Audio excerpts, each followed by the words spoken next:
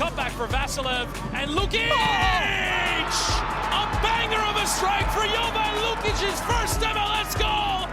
It's fallen out to Westfield! Oh, wow! He's nearly taken the roof of the net off!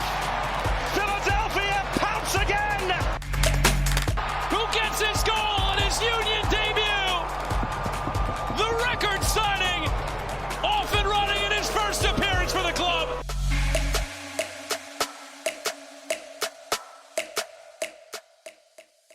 Hello and welcome to the Free Kick Podcast. My name is Todd, and man, the historical nightmare start for the Philadelphia Union continues with a 2-1 loss to Chicago Fire Saturday afternoon. And the Union, a long, deserved break off with the FIFA International window coming up. We will get into all that. We'll get into last night's games, the Union continuing to hurt themselves with poor giveaways, the importance of the international break, lessons that Bradley Carnell learned from his second year in Cincinnati before he was let go, and then hearing from Alejandro Bedoya and Andre Blake after the game. But as you guys can see, watching live on the show, you guys don't see Jose, because Jose is out in Seattle, even though Jose is allowing us to broadcast this from his Twitter account. I appreciate you, Jose, for that, as I am sure he is listening back to this live. We are joined by the Philadelphia Inquirer's Owen Hewitt. Thank you so much, Owen, for joining me tonight. Pleasure to be here. Thanks for having me. I'm excited to be on, and excited to be on for episode 400. Congratulations. It's a big milestone. It is. Time flies, honestly. Time flies. Jose and I were talking about that a little bit, and spoiler alert for people that are listening, Jose and I tried to get a preview episode done with Andrew Wiebe. He had let us know that he was going to be in Philadelphia for this game, and so we had been talking, I feel like, the last month and everything. We're like, all right, we'll try to get this set up. Never was possible, but the next best person is yourself, Owen. So I'm glad that you're here for episode 400. It's a big milestone. Can't go back from it, and super excited to have you on. And for some of our listeners here who may not be familiar with your work in the Philadelphia Inquirer, if you want to go ahead and let people know a little bit about yourself, when you started writing and covering the Union.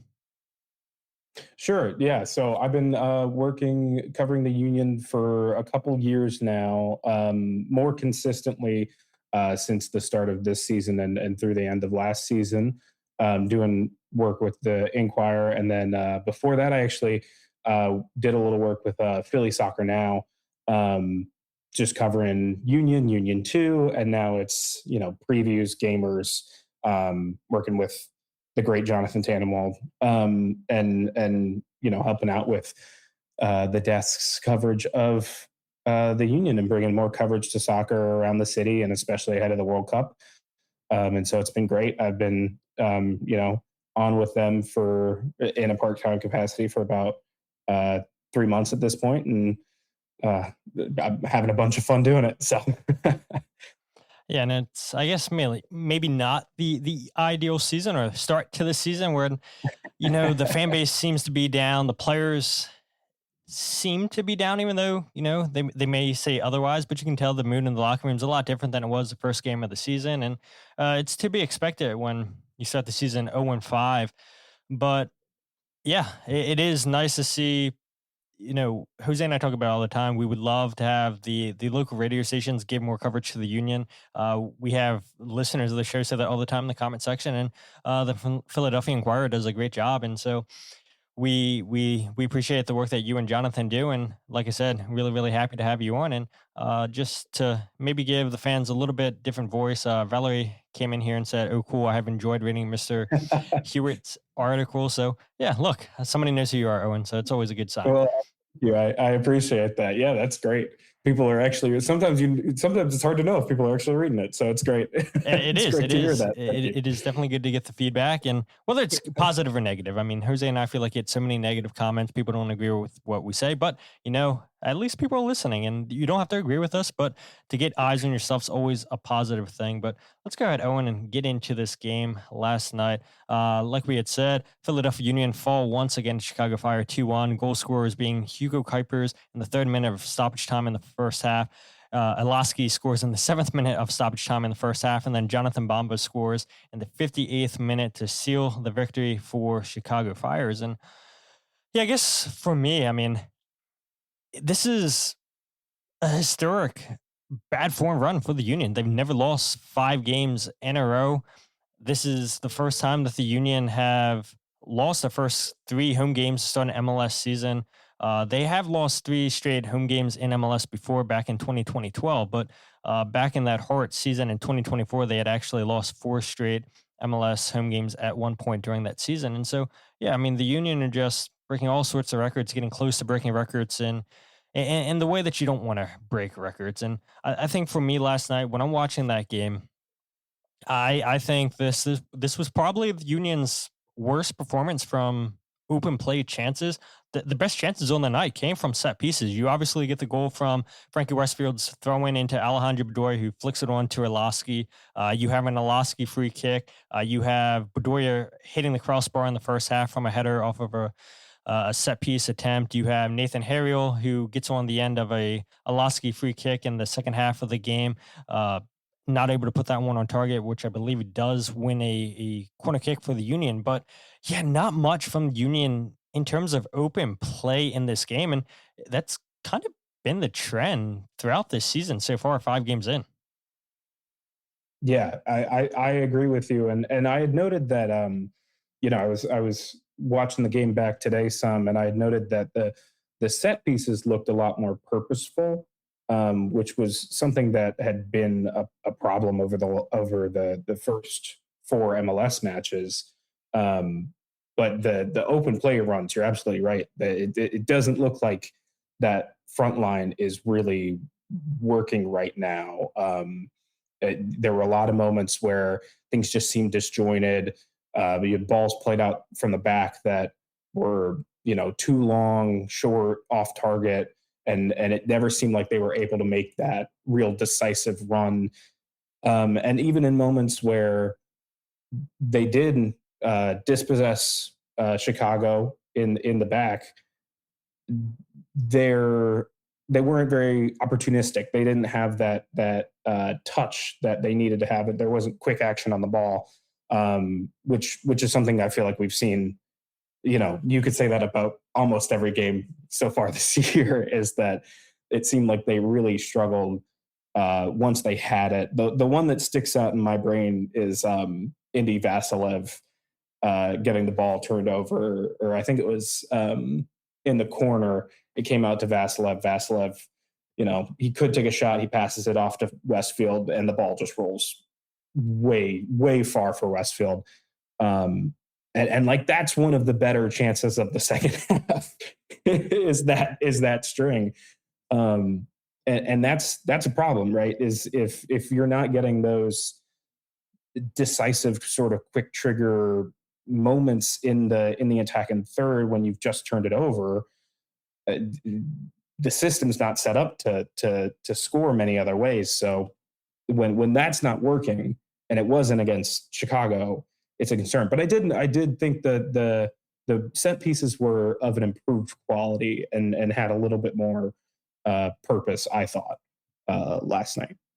Yeah, I agree with you. I mean, I had talked about the Union's best chances. You had a free kick there from Vasilev in the second half. You had the throw-in that they obviously get the score from. And yeah, you can't say that that's been the case a lot of times this season, the set piece deliveries. And I think a big part of that is you lose Kai Wagner, who had been a staple on set pieces for the Union since 2019. And I had joked with Jose, we were texting throughout the game, and I'm like, well, I guess nobody else on the team really had to practice set pieces once you knew if Kai Wagner was going to be the one taking it, whether it be a free kick or a corner kick. It was always going to be Kai.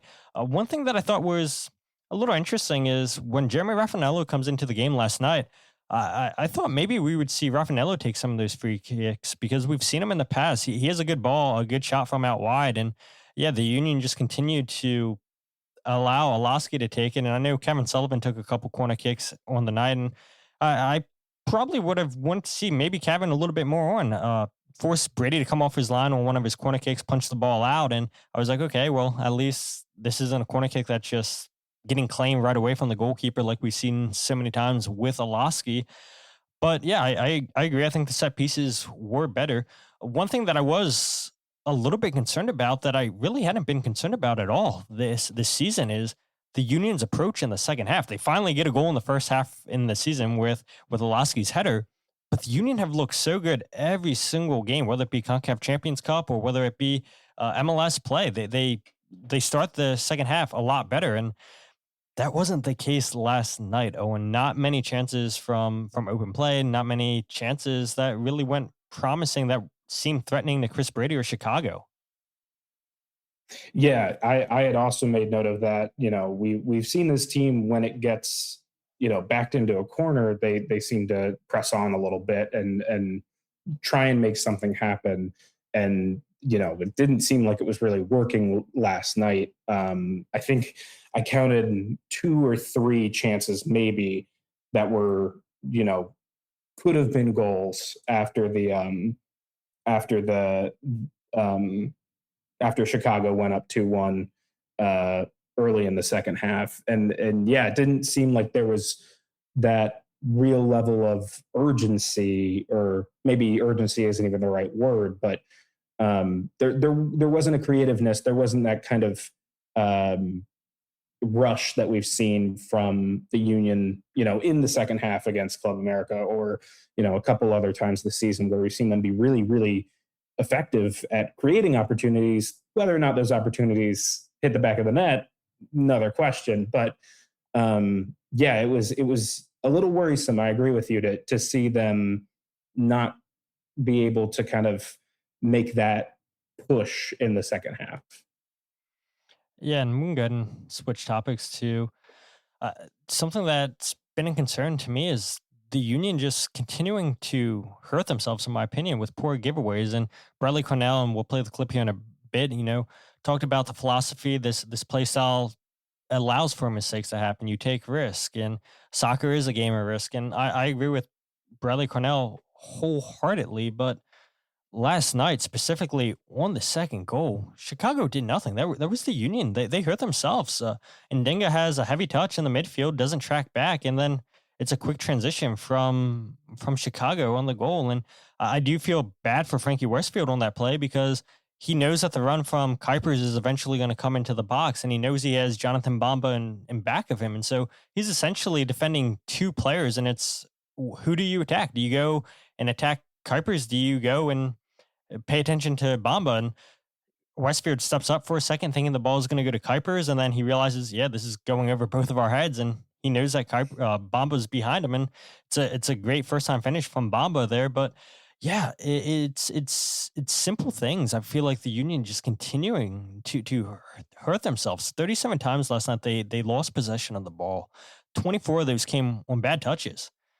5 from Philip Ndinga last night, and yeah, I get it, right? He's only played a couple games with the Union. I don't want to be too harsh on him. And I had some people commenting during the game saying, why did the Union go out and sign a left back that's right footed? And yeah, it is a little bit odd. It is a little bit strange to have a left back where you would essentially want a left back that's left footed, not right footed.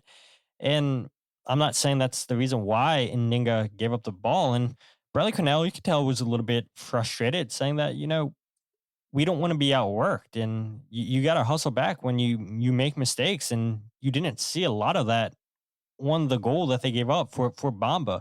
But 24 times with bad touches for the 37 times that they lost possession, 73 passes complete, which, again, I know Bradley Cornell says that this is a system, this is a philosophy that doesn't emphasize having the ball, always being accurate with the ball. But we're seeing a lot of simple passes this season, Owen. It's not just this game. It's in multiple games this season where the Union just can't hit a simple pass. It's a couple yards in front of a player and the ball's going out of bounds. And that just simply wasn't happening a lot last season.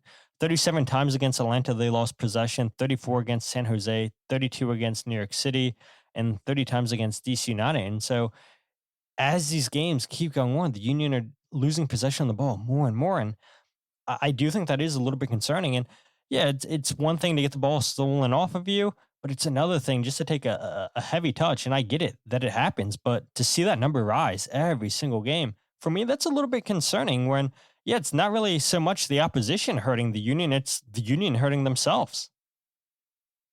Yeah, that does feel like it's been a huge part of this season so far, is just kind of self-inflicted wounds a little bit. I mean, even from the level of the first two games where you're down to 10 men, right? Where, those red cards were a little bit of mental errors. And certainly we're seeing some more errors in build up and heavy touches and losing possession and all that.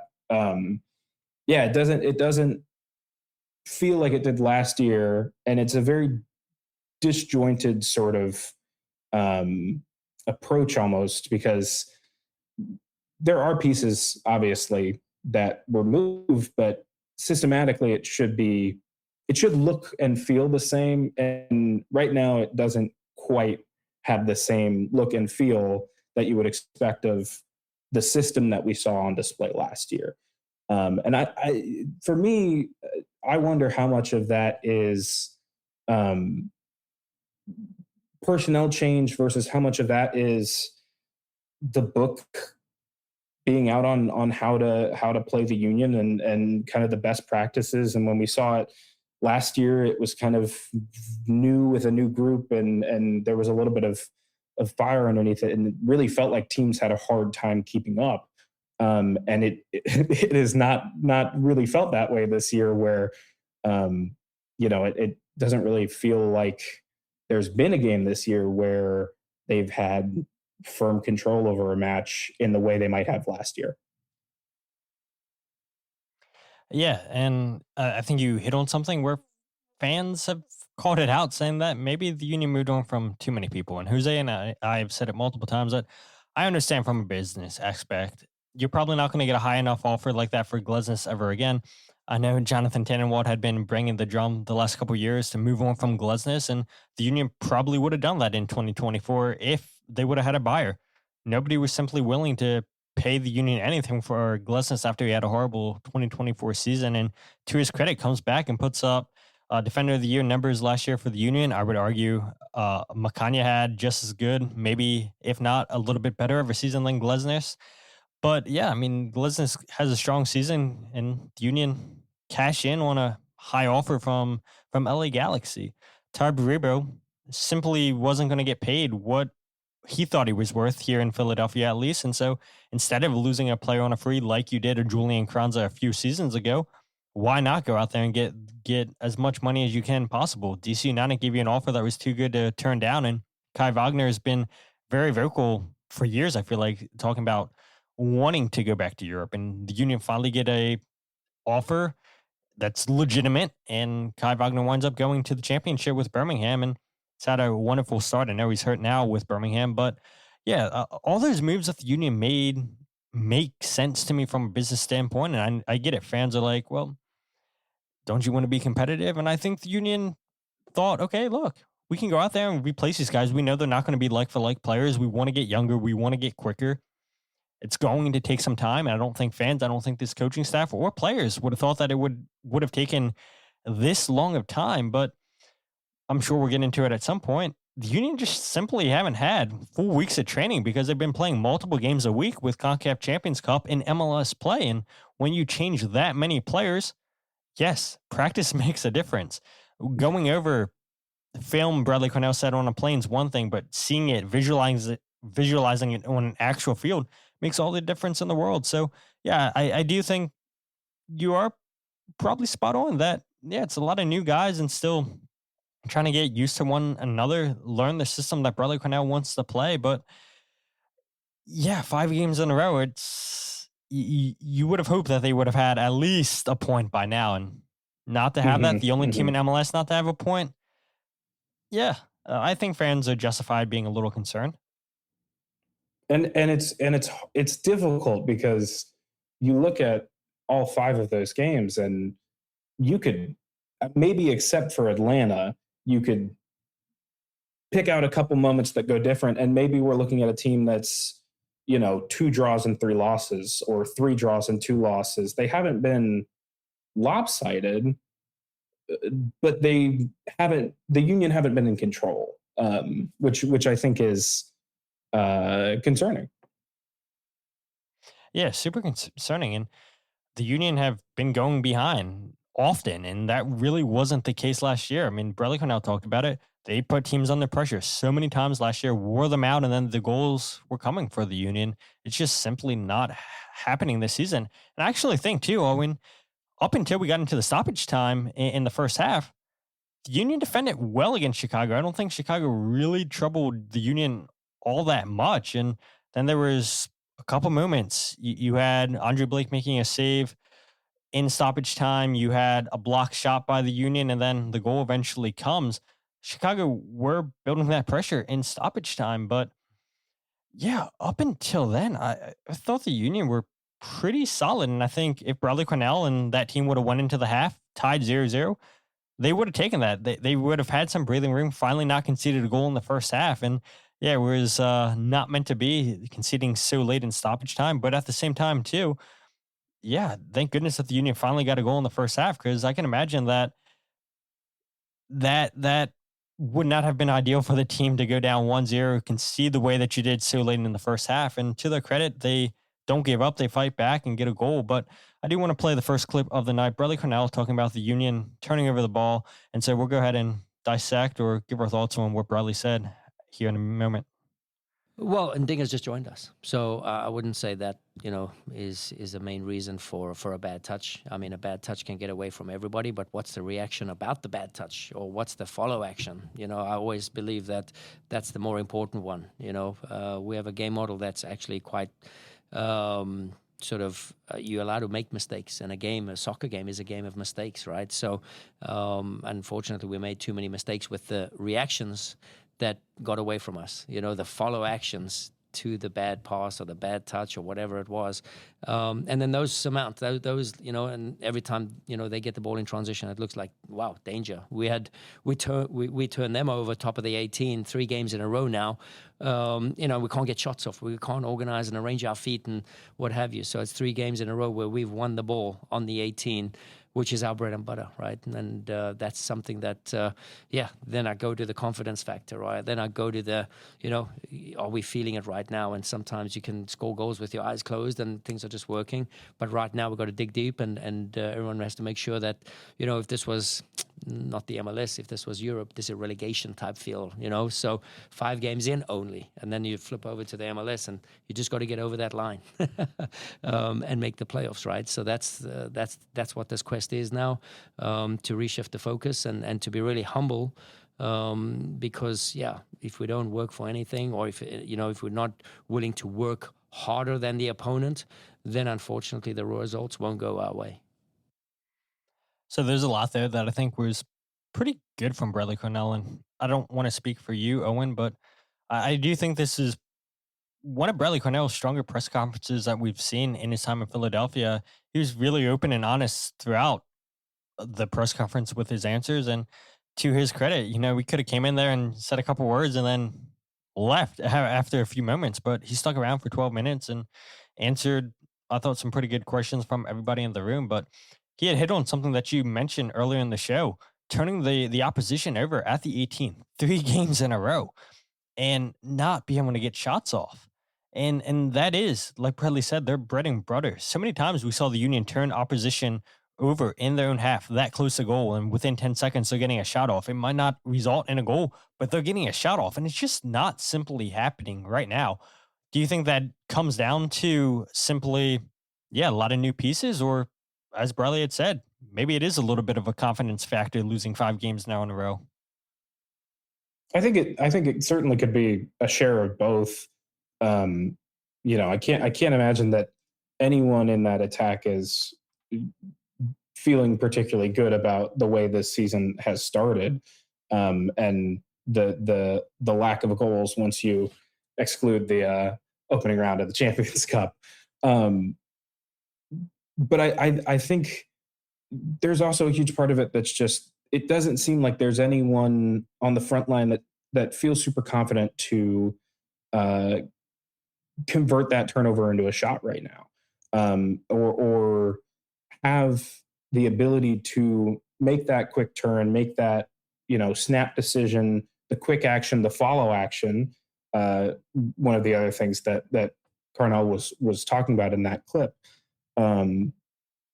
after the turnover, what happens? And it doesn't really feel like there's anybody right now who has the sort of confidence to say, ping it towards goal, just try and make something happen, chaos in the 18, maybe you get a rebound, maybe, you earn a set piece, a penalty, just anything that would be a kind of a forward offensive attack momentum builder. I've already mentioned it, but that Indy Vassilev moment, that may have been the moment of the match for me, because it comes after they've gone down the goal, and really there should be at least a shot there. And if it's from Vassilev, he doesn't have a great angle, fine, maybe it's a rebound, maybe it forces a save, maybe it deflects out, something from that, because it was a turnover right on the outside of the 18-yard box, and it really felt like the moment where it was like they've got a chance to scrap a point out of this. And I empathize with Vassilev, because you could see where he was thinking. You could see the run that Westfield was making up the side was great. If the ball had gotten there, it would have been a goal. I have no doubt about that. I think it would have been finished, but I think they're overthinking it a little bit right now. It feels like in attack. There's just made a little bit of hesitation, and I assume, I'm not a professional athlete. I assume that builds up, that sort of thing metastasizes when you are dealing with a stretch like this.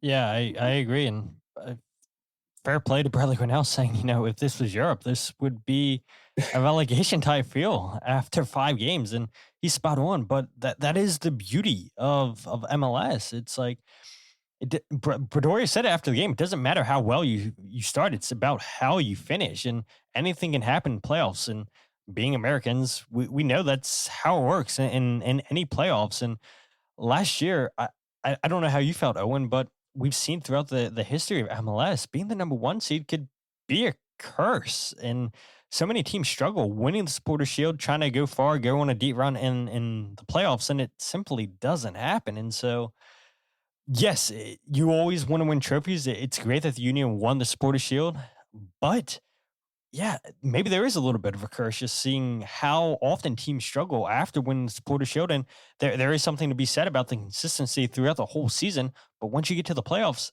anything can happen. I mean, a couple years ago, who would have had Atlanta beating Inter Miami, where they go to a best of 3? Nobody would have seen that coming. And Messi's first season in the league, that is not ideal. That's not how he would have imagined the playoffs would have went against a pretty poor Atlanta United side. But that just goes to show anything can happen once playoffs happen. But let's go ahead and talk about the international break that's coming up for the Union. So I had talked about it earlier. I've said it, listeners of the show, I've said it for weeks, that having a full week of training is vital. And some people might take that as an excuse, that I'm making an excuse for the team, for Bradley Carnell, but I really don't think that that's an excuse at all, Owen, with all the new pieces that have been brought into the club throughout this window.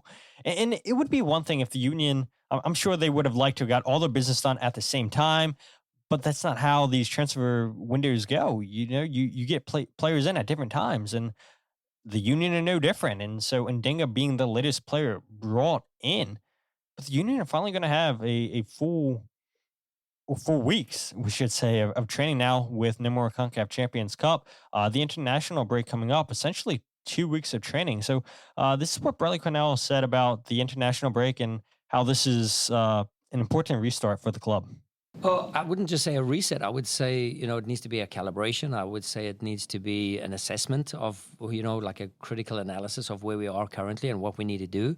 And that's, I'm confident. And then we get 2 weeks of training pretty much, right? So where we can really push the needle and push the messaging and really show with enforced, it's easy sitting on a video when we do a recap on a plane or when we do a recap with the guys individually or whatnot. It looks really easy.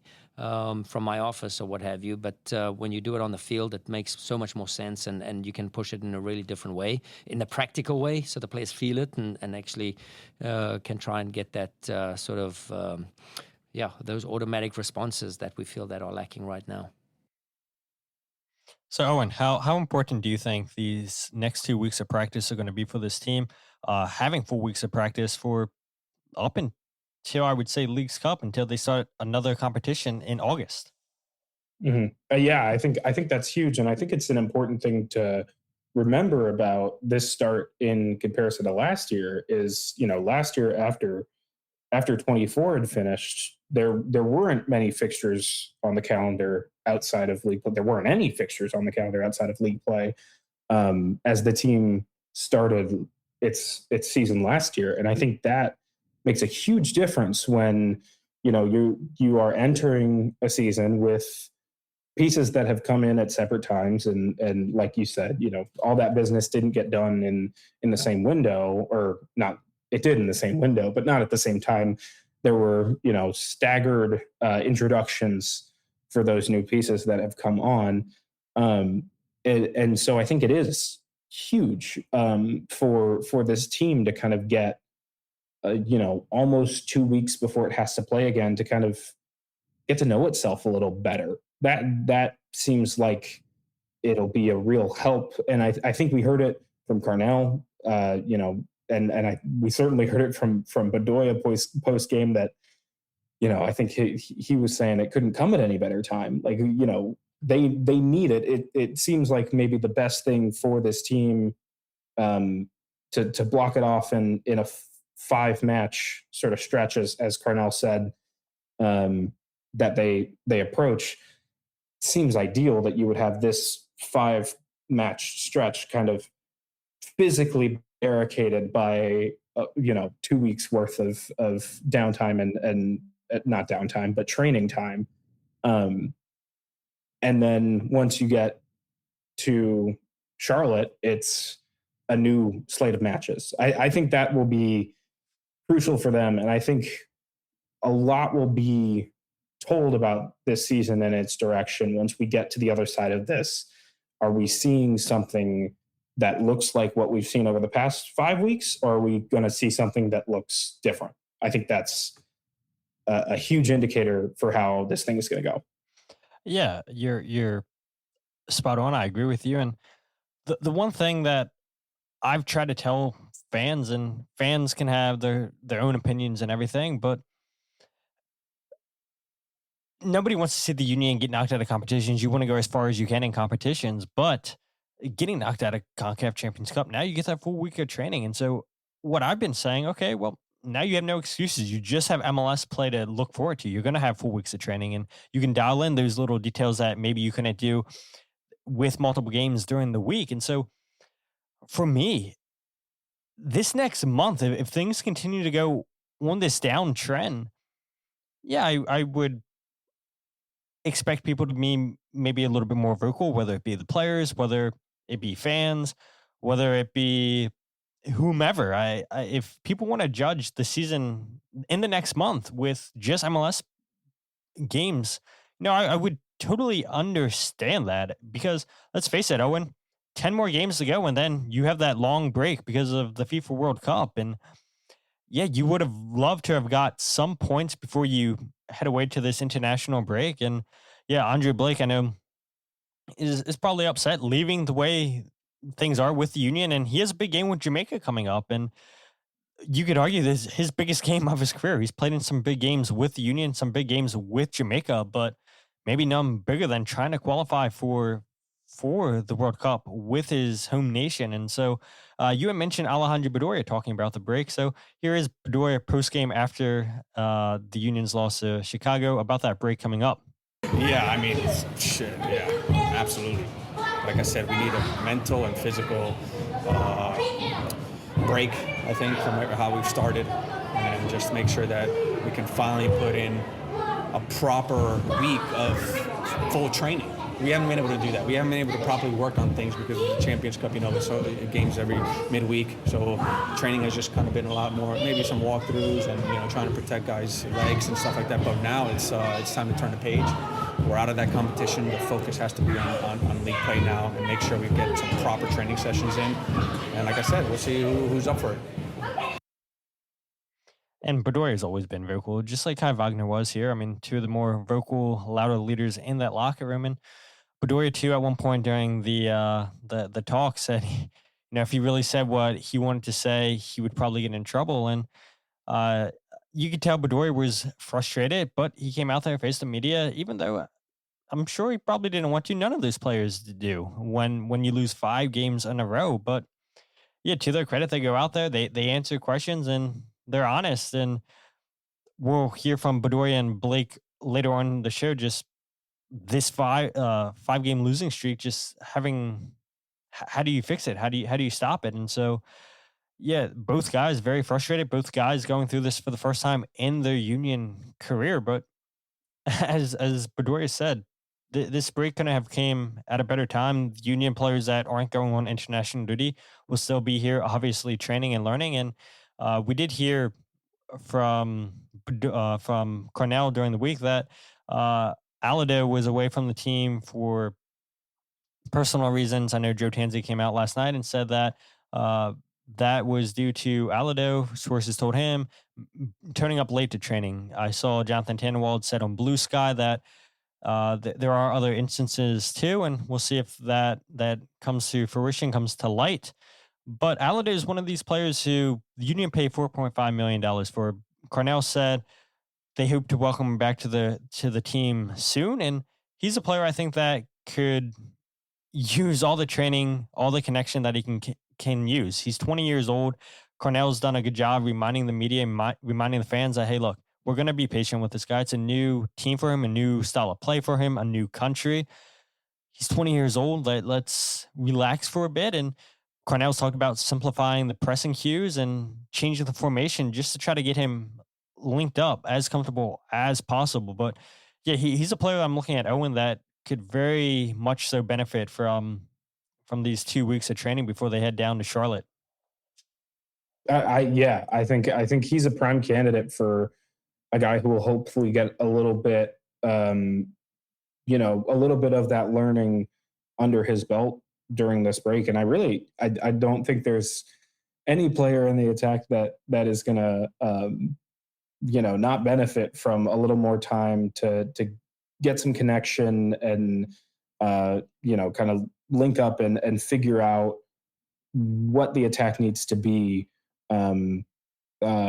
Anello, another piece that I think, if he was out the last game, I believe that it was a hamstring injury. So yeah, Carnell said he'll be out for a couple weeks. So yeah, this would be perfect for him to be available, but yeah, with hamstrings, you just never know. All those pieces, Stas as well, I think they really benefit from having this time to work on those sorts of things, pressing cues, stuff that is in that real minutia that, where you say, all right, well, maybe if we can do this a little more effectively, it helps the whole system run a little better. So I think it will be a crucial moment to see how they come out on the other side of that break. Yeah, I agree with you. And so let's go ahead and talk about a question that Bradley Carnell was asked after the game. Lessons that he's learned from his second season in charge in St. Louis City, where, yeah, obviously things didn't go as planned for Bradley. His second year in St. Louis after winning the Western Conference in St. Louis's very first season, his first season as a head coach in MLS, or I should say not interim, and a team that he's actually in charge of. And yeah, Bradley Carnell was asked about the similarities between that season compared to the start to this season. And this is what Carnell had to say about that. Yeah, listen, I think I can argue that this is a different slide. You know what I mean? And what can I take out of it? I just, try and take the next day as it is and make sure I'm living for the next day and the next moment and the next opportunity to get better, right? So told the boys now, like, I've had 5 learning moments now, losing 0-5 in the league. These are 5 learning moments that, I want to get done with. I'm over with the learning. Now we have to embrace it and move on, right? So, and this is what I have to do, right? So, I mean, the one common thing is that you have a rebuild, right? So you rebuild and you get going again, new players, and, I'm an ambitious coach, and I trust my philosophy, and I trust my ability to coach a team, and that's what I do, and I stood true to that. Because, I'm not going to fight against every player that leaves or what have you, or not commit to a sell or something like this. So we're in this together, and I support the club supports me, and I want to make sure that we're all pulling in the same direction, and I feel that we are. And so it's interesting too, Owen, when you go back and look at Bradley Carnell's first season with St. Louis compared to his second, and it is a little bit similar where in his second year in charge of St. Louis, they lost some key players in that roster. They lost Nico Garcini, the forward, to Como. They sold. They wound up losing John Nelson, a left back, to LA Galaxy. They lose Jarrett Stroud to DC United that season. They also lose Lucas Bartlett, a center back, to DC United that season. And yeah, I know maybe Lucas Bartlett wasn't playing a ton of minutes. He was still playing. I believe he played 17 games that season. But yeah, there are some similarities. I mean, I would say Garcini, 10 goals scored, was up there. I'm trying to pull it out right now if Transfer Market wants to go ahead and load. But you lose a goal scorer that was tied for your most goals scored in that season with Joel Klaus. 10 goals is a lot of goals to replace, and it's something that Union fans have been saying too in terms of losing Ty Baribo. 16 goals, it's a lot of goals to try to replace, but the Union go out there and get multiple attackers this season in Anello. They go out and get an Alado. They go out and promote Stas Korzanowski, who scored for the club in CONCACAF Champions League Cup, and I get it was against Defense Force, but the Union go out and make moves that they thought were going to push the club forward and really not have a drop off. And again, these guys I know haven't really panned out the way that I think anybody would have hoped yet. And again, we've said it a million times already, but we'll see. We'll see what this team is made of. These new guys. We've heard Bedoya said it. We've heard Carnell say it at a different point in his press conferences.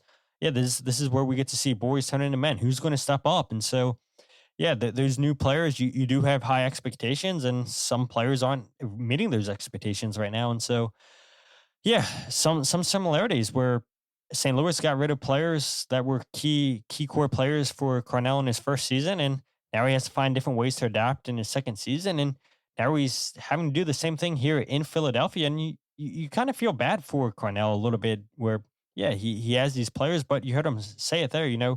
He adapts. He has his philosophy he still believes in. He's not going to change that. He's not going to go away from that. And yeah, just trying to get those players to buy into it.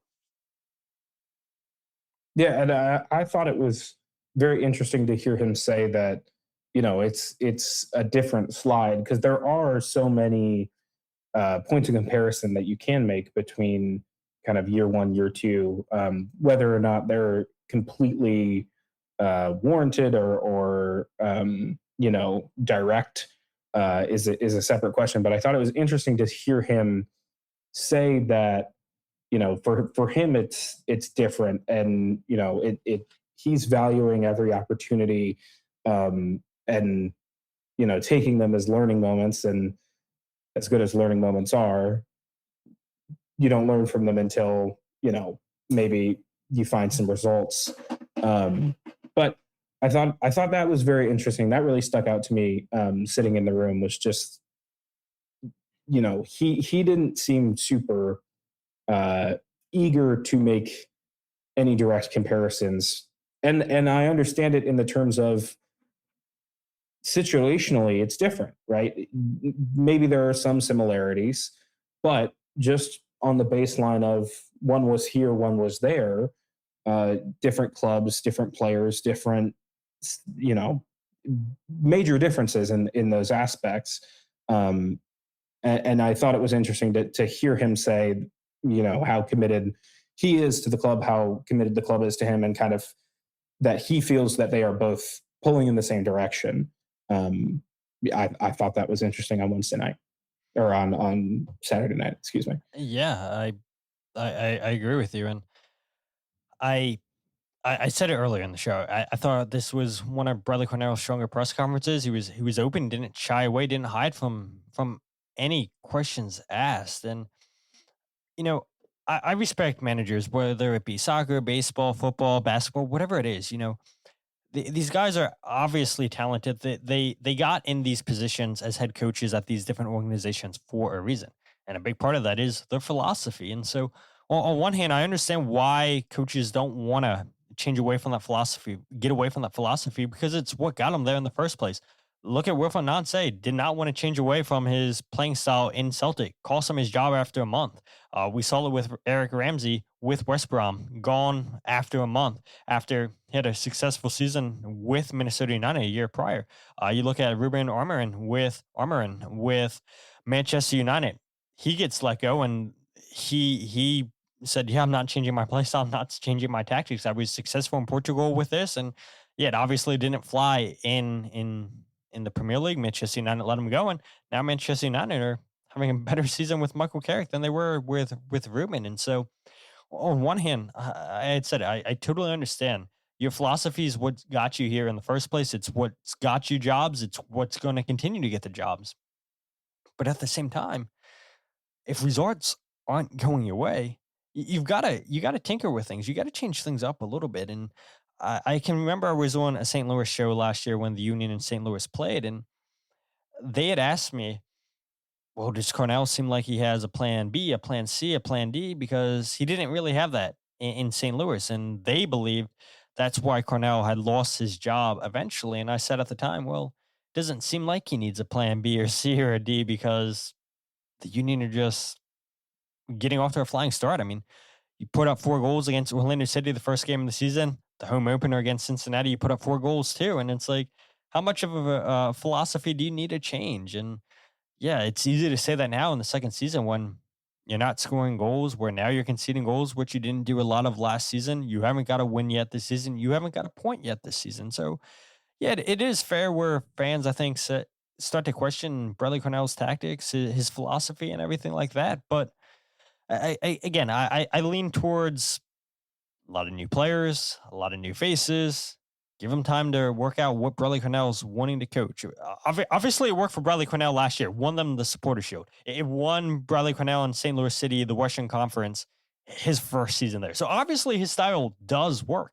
And maybe it is a little bit, okay, I need to adapt a little bit better to the players that I have at my disposal now. I think one thing that's hurting the Union a lot, and this player didn't get a lot of credit when he was here, was Mikael Uhre running in behind, making those runs. We're not seeing that with the Union this season. And I do wonder how much that plays into a factor in the attack, where they were used to having a player make those runs in behind. Mikael did such a great job doing that. You just don't really get it this season, Owen. Mm-hmm. And I completely agree with you there. And I think a huge part of what impressed me about Carnell's job last season, to sort of speak to his ability as a manager, was there was that stretch in the middle of the season where they were, I'm not looking at it exactly, but there was a long stretch of MLS play where they went unbeaten. And it was stretches where guys weren't available.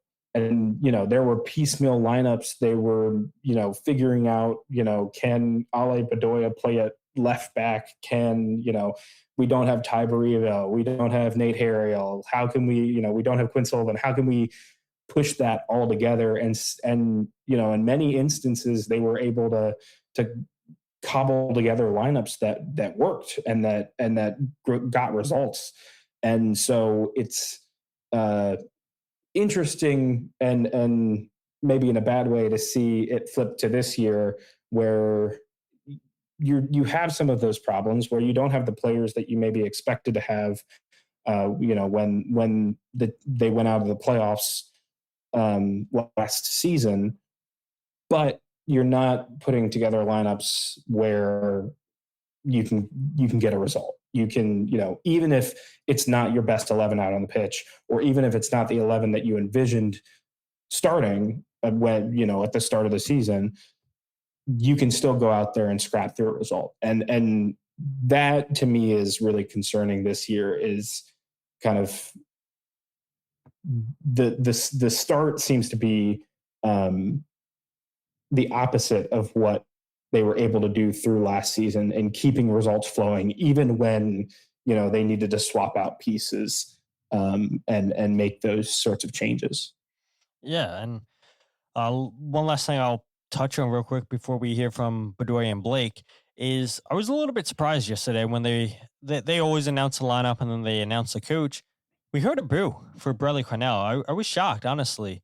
I didn't think we would get to that point, and especially when it was Kids Day, where you have a lot of families out there with their kids. And yeah, hearing families out there with their kids being pretty vocal, pretty loud, I was shocked, honestly. 4 games up into that point before the game even kicked off, and you hear a pretty significant boo. I was shocked, a little bit caught off guard by that. And I see fans on social media saying that they want the club to move on from Bradley Carnell. They want a new coach in here right now. And in my opinion, I've said it. I don't think Bradley Carnell gets let go at any point at all this season. He's in the final year of his contract. You just simply don't renew his contract. You let him see out the year. You bring in a new head coach next year. Who knows what's going to exactly happen with Ernst Tanner, with him being suspended up until June 1st. And maybe the Union go in a new direction. His contract's up also after this season. So did the Union just go in a totally different direction, bring in a new sporting director, a new head coach after the end of this season? It's possible. But the reason I don't think the Union are going to let go of Bradley Carnell is they're still paying Jim Curtin. His contract's up after the end of the season. You're still paying him. If you let go of Bradley Carnell, you got to pay him out through the end of the season, and then you bring in a new head coach. You're paying 3 head coaches, and 2 of them aren't even at the organization anymore. There's no way I see Jay Sugarman in the ownership group doing that. There's just no way. There's no way. And so maybe I get proven wrong, but I just don't see this organization wanting to pay 3 head coaches, with 2 of them potentially not even at the organization anymore if you would let go of Bradley Carnell. Yeah, that's college football levels of organization right there. How many buyouts can you pay at once? Yeah, absolutely. But I had talked about it. Bedoya, Andre Blake, and they were pretty stunned. And the only 2 guys who came out to talk to us after the game, which is, makes sense. Been around the club for a while. They've seen a lot. They've won a lot with this organization, but neither of them have been a part of a team that's been this historically bad. And so I guess we'll go ahead and start with Alejandro Bedoya first, starting the season 0-5. And this is what Bedoya had to say in regards to that. As long as I've been here, this is the worst rut that we've been in the club. So it's really frustrating, especially when I thought a first half where we kind of played in their end pretty much the whole half, and to give up just kind of a cheap goal, get unlucky with Choo kind of his touch leading him out, but just got to be better defensively. But we got to be better on both sides, both ends of the ball, right? It's just simply not good enough. It's simply not good enough from guys that we expect to do better. Quality has to be better. So I think everybody's got to take a hard look in the mirror. Not just players, but I think it's from top down.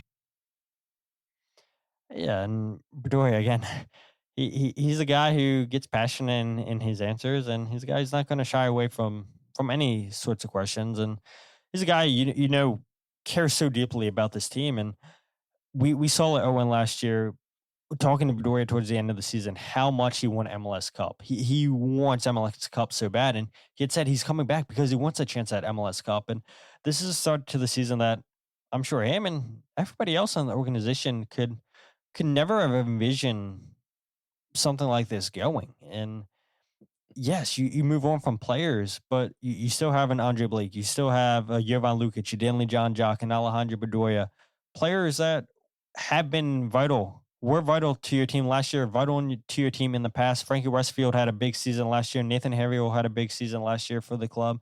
So it wasn't like they were starting totally fresh. But yeah, this historic low for the team. I won 5 straight losses to start the season. Nobody could have saw this coming, and yeah, you could hear it there, the frustration from Bedoya. We'll go ahead and hear from Andre Blake, and then any thoughts you want to have from Bedoya's comments and Andre Blake's right after this. No, I mean, this is a different kind of struggle, and I've never had this in my life, so I don't know what to say about that. So, yeah. Yeah, I can't say I've ever seen Andre Blake stunned. That's stunned, not knowing what to say about how you can take lessons away from 2024 and apply them to 2026. Because as Blake said, he's never had any in his career. 5 straight losses. This is uncharacteristic for this organization. Yeah, and the part of Bedoya's answer that really stuck out to me, and it probably grabbed a couple people's ears post game, was hearing him talk top down. He repeated it for emphasis in his answer, and it seemed like he was really upset with the general state of the organization, or maybe the general state of the organization is too broad a statement, but he was certainly upset in a very broad sort of way. And like you say, he's a guy that desperately wants to hoist the MLS Cup. And that was encouraging to hear him talk about post game too. He had the same sort of mindset as Carnell, where you go, all right, well, you put those 5 in the rear view, you get to work. And this is a league where, you don't have to finish first. You can get to, you can get across the playoff line and then make some noise. I thought that was good to hear from somebody who's obviously coming from a position of a leader in that locker room, to hear that he is still pushing in that direction and motivated. Because I think it is, I imagine it's a very tenuous moment right now for that group as they try and push through this and put it behind them and get 2 weeks off. And then, you've got 10 games before you have to stop again to try and find some points. Yeah, and I guess the last thing I'll say before we get ready to wrap up the show is,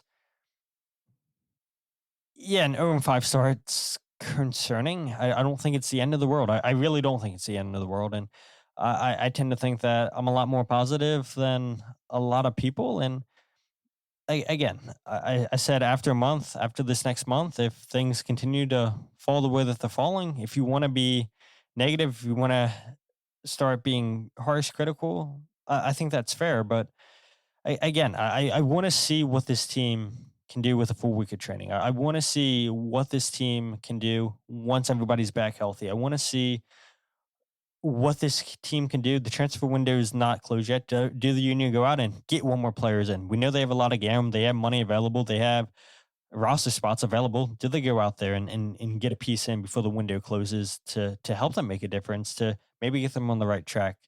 But my opinion, I don't think the sky is necessarily falling as bad as people in social media like to point out or make it seem like it is. What about you, Owen? Where's your concern level with this team? I still am very much in a wait and see place. I think obviously that the Supporters Shield race can be lost in the first 5 weeks, but the cup can't, right? You still have a lot of time to build and see where this team can end up at the end of the year. And it sounds like internally from the people that we've heard from over the past couple games, there's still faith in this group that, these are situations that are correctable. And this is a team that can, if it commits itself in the right ways, get some points, build some momentum headed towards, the remainder of the season and after the World Cup break. But yeah, I think it's super crucial to see what it looks like coming out of this 2-week stretch about off, and through those those 10 games into May, I believe, when they break for the World Cup. I think that'll be really informative for if this is a team that actually can put that push on. Yeah, I agree with you, Owen. I definitely do. But we're approaching the hour mark, Owen, and I know Jose and I don't always keep it an hour, but we got close to it, and so I do appreciate that. Look, people, you want to blame me for us going over an hour. Owen and I kept the show within an hour, so I don't know. Maybe it's not me that forces the show to go over. I think Jose and I do both like to talk a lot, so it's probably both 50-50 or for our faults why we go over. But Owen, thank you so much for joining me tonight. Thank you for filling in. For episode 400 was a lot of fun, dissecting what went wrong in this game against Chicago Fire, the bad start 5 games into the MLS season. And again, for people who maybe not too familiar with you, where can they find you on social media? Where can they go out and check out your work with your writing? Yeah, sure. I am at OU Nothing, OYOU, the word nothing, on social media. Shout out to my middle school self for making that handle, and shout out to high school and college age me for sticking with it. Both on Twitter and on Blue Sky, although I'm much more on Blue Sky. I would recommend people follow me there. And yeah, you can read my stuff at the Inquirer, subscribe. Our soccer desk is putting out great content all of the time. And so we're providing good coverage, and yeah, if people want to read my stuff, that's the place to do it right now. I appreciate it. And for fans who aren't following the podcast on Twitter, Instagram, or Facebook, follow at Free Kick Pod, wherever you get your podcast, The Free Kick. Make sure to check out the YouTube channel live, every single podcast episode, youtube.com/freekickpod, where I also post goals breakdown video. Yes, we will have a goals breakdown video for this game against Chicago Fire, even though it was a loss. I know I haven't given you guys a goals breakdown video the last 2 games. We'll be back. So hopefully you guys, even though it's a loss, check out that video. And if you guys want to check out the goals breakdown video, the podcast, or my writing all in one place, thefreekick.substack.com. And so, yeah, a lot of fun. Episode 400. Hopefully Jose and I can get to 400 more. 800 episodes would be a blast. It seems just like yesterday I started the podcast and had a lot of fun doing it. And many more great guests to come on the show, many more great sound bites and what have you on the show. So again, I appreciate all you guys that listen to the podcast, all you guys who interacted tonight on the YouTube channel, Twitter, with your comments. We saw them. I know I didn't bring them all up, but I say it all the time, and I'll say it once again. You guys are the best part of the show. We appreciate it. But until then, my name is Todd, and this is the Free Kick Podcast.